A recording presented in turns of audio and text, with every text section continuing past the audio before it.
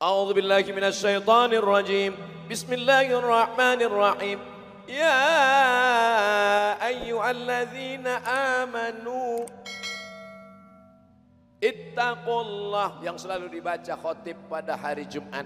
Kalau sampai khotib lupa wasiat takwa, maka batallah khutbah Jumat menurut mazhab Syafi'i, karena di dalam itu mesti ada wasiat takwa. Takutlah kepada Allah, jangan takut kepada jabatan, jangan takut kepada kekuasaan, jangan takut kepada kemiskinan. Ya ayyuhalladzina amanu taqullaha haqqa tuqatih wa la tamutunna illa wa antum muslimun. Lurus. Jangan sampai tulisan kita mereng, dibilang orang, tengok tuh Ustaz tuh tulisannya mereng, otaknya mereng. Ya ayyuhalladzina amanu, yang dipanggil Allah satu, orang beriman. Orang beriman itu disuruh apa? Ittaqullaha haqqa tuqatih, supaya bertakwa. Wala tamutunna illa wa antum muslimun, jangan mati kecuali dalam keadaan muslim. 3 kunci dalam hidup. Yang pertama, kau mesti iman. Iman itu artinya apa? Percaya. Setelah kau percaya, maka kau mesti takwa. Takwa itu apa? Takut. Pak, ya, ada razia loh Pak. Di mana? Di dekat Masjid Ar-Rahman Muhammadiyah. Ada razia? Iya. Pak Kapolres beserta jajaran percaya bahwa ada razia, itu iman. Orang yang percaya ada razia itu berarti beriman. Yang nggak percaya ada razia nggak beriman. Percaya bahwa ada razia, beriman. Lalu setelah percaya ada razia, muncul takutnya. Akhirnya dia pakai helm, klik. Buka dompet, tengok STNK BPKB. Lihat semua SIM A, SIM B, SIM C. Saya kemanapun saya pergi, SIM tetap saya bawa. Walaupun saya naik helikopter. Takut, lihat motornya. Karena nanti takut diperiksa sama Pak Polisi. Mana SIM? Ada Pak. STNK? Ada Pak. Helmnya? Ada Pak. Sudah lengkap semua? Iya. Akhirnya diperiksa, tetap juga kena razia. Kenapa? Tutup pentil nggak ada.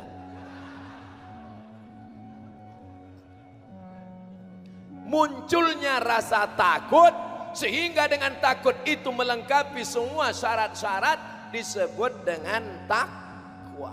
Setelah percaya bahwa ada razia, lalu kemudian muncul rasa takut, menyiapkan segala peralatan, akhirnya motor pun dibawa. Bismillahi tawakkaltu 'alallah la haula wala quwata illa billah. Langsung baca Allahul Qayyum la ta'khudhuhu sinatun wa la naum. Prit. Berserah diri kepada Allah itu disebut dengan muslim. Dari penjelasan yang simpel ini paham? Memang kalau belum sarapan susah paham memang. Oke, sekarang saya kasih ilustrasi contoh yang lain. Kalau ilustrasi contoh razia mungkin agak sulit memahami karena trauma pernah ketangkap. Kalau gitu kita kasih contoh yang lain. Oke. Pergi ke rumah sakit. Lalu dokter berkata, apa kata dokter? Bapak sudah kena penyakit diabetes mellitus. Percaya pada ucapan dokter bahwa kita sudah kena diabetes mellitus, percaya itu disebut dengan iman. Berarti orang yang percaya sama ucapan dokter, orang yang beriman. Percaya kamu tadi dokter mengatakan kamu kena diabetes mellitus? Saya percaya. Katanya gula darahmu sudah 500. Saya percaya. Mana buktinya? saya nggak tahu, pokoknya percaya aja. Itu namanya iman. Dari ungkapan dokter kamu sudah kena penyakit, muncul rasa takutmu. Nanti kalau aku sudah kena diabetes, nanti gula darah masuk, nanti tangan maaf diamputasi, nanti lukanya tidak sembuh-sembuh. Ada namanya gula darah basah, ada namanya gula darah kering. Macam aki saja, aki basah, aki kering. Muncul takut, dari muncul takut itu nggak berani minum kopi pakai gula, nggak berani minum teh pakai gula, nggak berani makan nasi banyak-banyak karena nasi itu juga ada gulanya, nggak berani minum, nggak berani makan sirup, nggak berani minum susu, nggak berani itu takut. Orang yang percaya pasti takut. Setelah dia tidak biasa, kalau minum pagi teh manis 2 sendok, siang kopi 2 sendok, malam susu 2 sendok, 1 toples untuk dia saja, habis semuanya. Tapi setelah diperiksa dia percaya kepada dokter, dan setelah percaya dia takut, maka setelah itu dia jaga. Dikasih minum teh manis, mohon maaf Ustaz, haram. Setelah dia berusaha rajin olahraga, tidak minum gula, tidak makan gula, setelah itu dia serahkan semuanya kepada Allah, dia menjadi orang yang muslim. Dari 2 contoh razia polisi dengan contoh ke rumah sakit, bisakah dipahami 3 yang terkandung dalam ayat ini? Bilang aja bisa, walaupun enggak, bilang aja bisa. Bapak Ibu yang dimuliakan Allah Subhanahu wa taala, pernahkah kita melihat Allah dengan mata kepala kita? Tidak. Tapi orang berkata, saya nggak percaya sama Allah Pak Ustaz. Kalau memang Allah itu ada, mana dia? Aku mau lihat dengan mataku. Mana? Nanti kalau ada orang nantang gitu, tempeleng maka lupa. Tapi yang kecil, yang besar jangan. Yang kecil-kecil, yang kurus-kurus. Wah, habis itu dia marah kan? Kenapa kau marah? Saya marah. Mana marah itu? Tunjukkan mana? Bisa kau tunjukkan marah itu? Ini saya marah ini. Itu ekspresi, brother. Marah itu ada di dalam. Marah, cinta, benci, suka tak bisa ditunjukkan. Makanya ibu tidak percaya sama bapak bahwa bapak cinta pada dia, karena cinta tak dapat dilihatkan. Apakah cinta itu yang lalu ditembak itu? Bukan. Cinta tak dapat digambarkan. Karena tidak dapat digambarkan, itulah orang mengungkapkan dengan kata-kata. Iklan pasta gigi, speak up, ngomong, bicara, ungkapkan dengan kata-kata. Apa maknanya? Ada. Kalau orang mengatakan saya baru percaya kalau bisa dilihat oleh mata, bisakah engkau melihat wajahmu sendiri? Tolong yang bisa melihat wajahnya angkat tangan. Mana ada orang baru bisa ngeliat wajahnya setelah kamera selfie. Hilang pula. Dari mana asal muasal selfie ini? Orang berada di bawah pohon rindang. Di bawah pohon rindang ada kolam. Lalu kemudian dia berhenti berteduh di siang hari yang panas. Berhenti di bawah. Dia lihat wajahnya di kolam. Awalnya dia takut, dia sangka jin. Rupanya wajah dia. Itulah asal muasal orang melihat wajahnya. Cikal bakal cermin, akhirnya dibuatlah cermin. Tapi cermin tidak jujur. Cermin tidak jujur memperlihatkan wajah kita. Kenapa? Telinga kanan nampak di sebelah kiri. Yang paling jujur menceritakan diri kita adalah kawan-kawan, teman-teman, sahabat kita. Yang paling jujur adalah jamaah Masjid Ar-Rahman Tanjung Selor. Mereka akan berkata, Ustaz Somad, pecimu miring ke kanan. Ustaz Somad, sorbanmu panjang sebelah. Ustaz Somad, singletmu kelihatan. Apa maknanya? Jangankan mau melihat Allah, melihat wajah kita sendiri pun kita perlu bantuan cermin. Masuk koper kita ke dalam kotak di airport namanya X-ray. Masuk ke dalam, bisa petugas itu melihat. Petugas tertulis absek. Entah apa kepanjangannya. Masuk koper kita bisa terlihat. Bapak bawa air minumnya. Enggak ada. ini ada satu botol. Lupa. Keluarkan Pak. Dari mana dia tahu? Ternyata ada cahaya X-ray. Coba kita buka itu kotak. Mana cahaya? Nggak kelihatan. Kalau cahaya saja tidak kelihatan, apalagi cahaya di atas cahaya. Nur ala nur. Orang barat berjemur di pantai Kuta, Bali. Untuk apa mereka berjemur di pantai? Mau cahaya ultraviolet masuk ke kulitnya. Mereka mau hitam. Makanya bapak yang istrinya sudah hitam, berbahagialah. Enggak perlu membawa ke Bali untuk hitam. Orang barat bayar visa naik pesawat cuman mau hitam. Dia belum berjemur udah hitam. Saudaraku yang dimuliakan Allah Subhanahu wa taala. Artinya apa? Cahaya ultraviolet saja kita tidak bisa lihat. Cahaya dalam kotak X-ray saja kita tidak bisa lihat. Detektor logam. Lewat kita detektor logam mau naik pesawat. Tep. Bapak ikat pinggangnya sudah dibuka. Saya memang nggak pernah pakai ikat pinggang. Dari dulu. Bunyi. Detektor. Bapak ikat pinggangnya. Sudah buka. Jam tangannya. Nggak ada jam tangan. Cincinnya Pak. Sudah buka. Kenapa bunyi juga? Rupanya lutut besi. Mohon maaf dek. Saya memang di luar nih nggak ada. Tapi ada satu di dalam. Mana? Ini dia. Mau kau buka ke sini. Artinya apa? Ada yang bisa membaca detektor padahal tidak bisa dilihat oleh mata, tapi dia ada. Ini sekedar menjawab mereka-mereka yang maunya mesti ada. Aliran ini disebut dengan aliran materialisme. Karena mereka mengatakan semua mesti bisa dipegang, bisa disentuh, bisa dilihat, bisa dijilat, bisa ditangkap dengan panca indera. Baru saya percaya. Namanya yang bisa dilihat, disentuh, dijilat, diraba, dirasa itu materi. Alirannya materialisme. Pokoknya kalau nggak bisa dilihat, nggak bisa disentuh, nggak bisa dipegang, saya nggak percaya. Nauzubillah, kita percaya kepada Allah, kita rasakan keberadaannya dengan apa? Dengan banyak-banyak beribadah. Allahu Akbar. Mana ada jamaah Masjid Ar-Rahman Tanjung Selor kalau sudah sholat menengok ke atas. Ini nampaknya ada kipas yang mati nih. Mana ada. Dia kalau sudah sholat melihat tempat sujud, padahal tidak ada tertulis Anda sholat lihat tempat sujud karena kamera CCTV hidup. Nggak ada.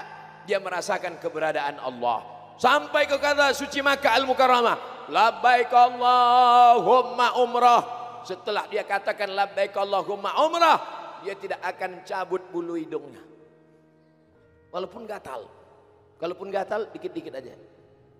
Gatal juga sekali lagi. Gatal juga ambil dinding. Karena kalau dia cabut bulu hidung, dia kena denda, bayar fidyah. Giginya nyangkut tadi ada daging. Lalu kemudian dia ambil duri dari pohon korma. Dia tusukkan. Tidak akan dia lakukan.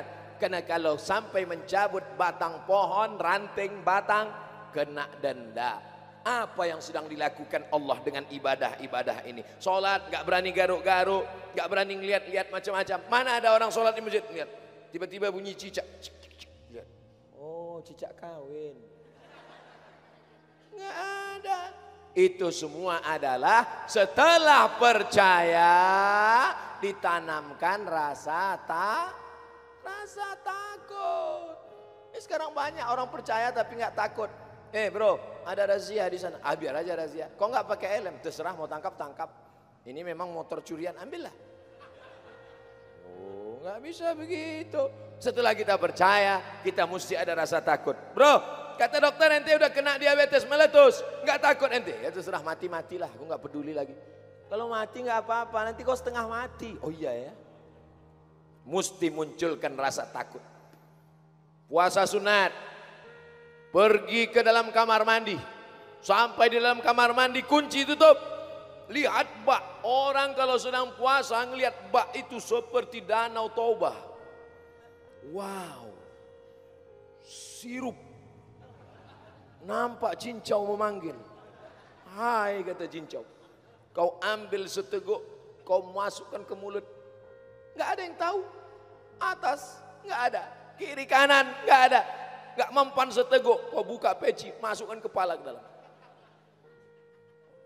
Sebelum keluar, keringkan bibir, miringkan kepala.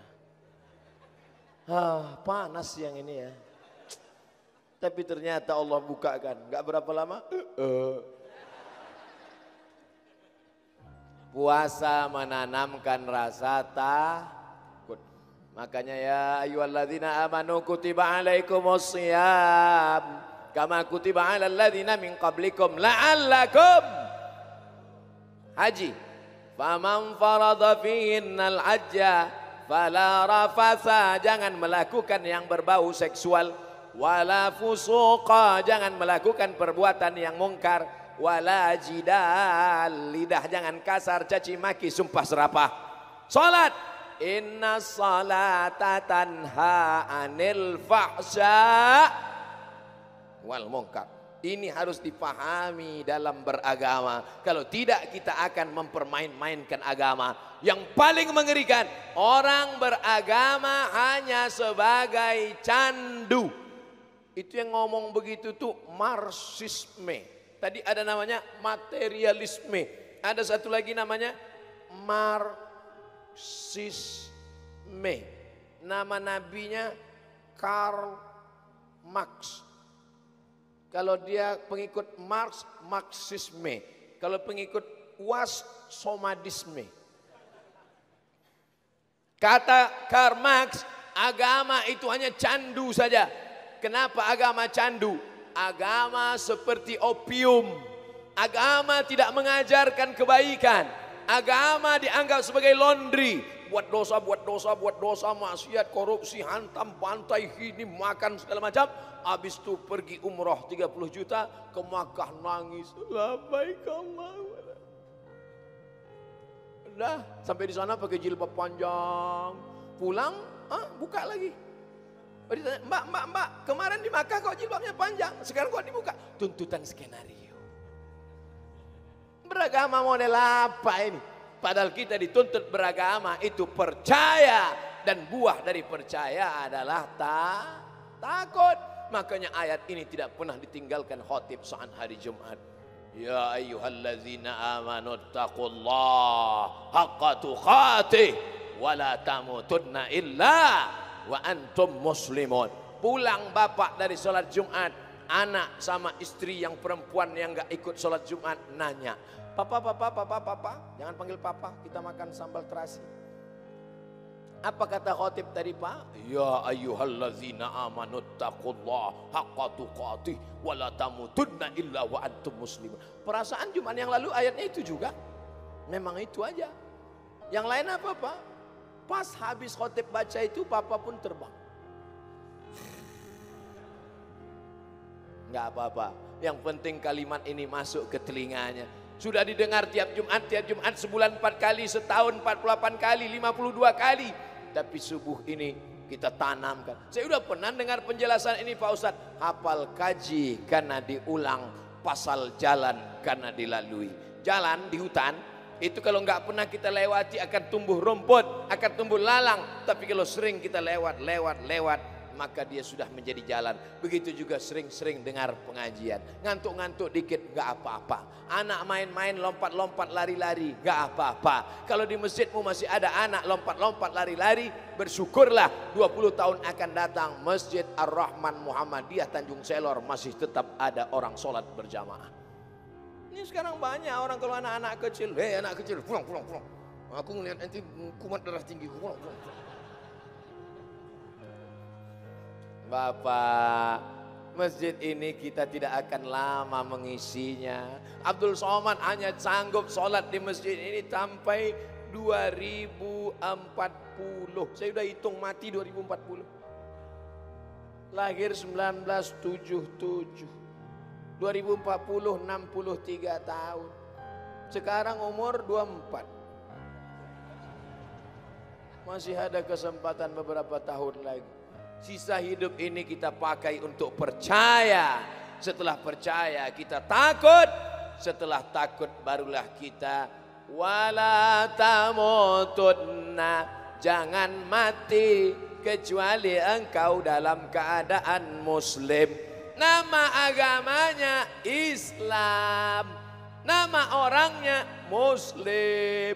Kalau satu orang muslim, kalau dua orang musliman, kalau jamak muslimun, kalau perempuan muslimat, muslimin, muslimat, mukminin, mukminat, belum kawin, belum sunat. Setelah engkau percaya, muncul rasa takut.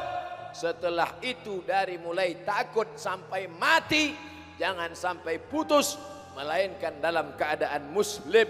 Makanya dalam solat tadi kita katakan, inna solati wa nusuki wa mahyaya wa mamati lillahi rabbil alamin la syarika lahu wa bidzalika umirtu wa ana minal, aku termasuk orang muslim. Ustaz, tapi saya iftitahnya enggak baca itu. Saya tahu. Allahumma ba'id baini wa baina khataayaya kama ba'adta bainal